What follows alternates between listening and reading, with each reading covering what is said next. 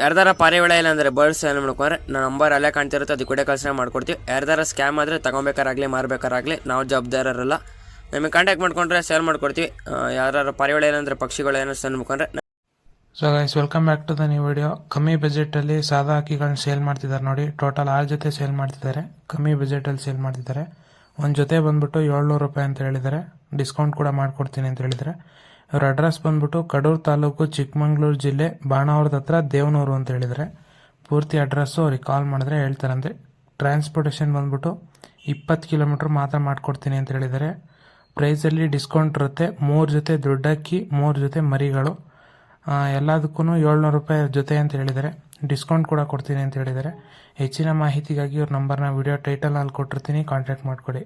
ನಿಮ್ಮದು ಏನಾರ ಸೇಲ್ ಮಾಡಬೇಕು ಅಂತ ಇದ್ದರೆ ವಿಡಿಯೋ ಫ್ರೆಂಡ್ ನಂಬರಿಗೆ ಕಳಿಸ್ಕೊಟ್ರೆ ನಿಮ್ಮದು ಕೂಡ ಸೇಲ್ಸ್ ವಿಡಿಯೋ ಅಪ್ಲೋಡ್ ಮಾಡ್ತೇವೆ.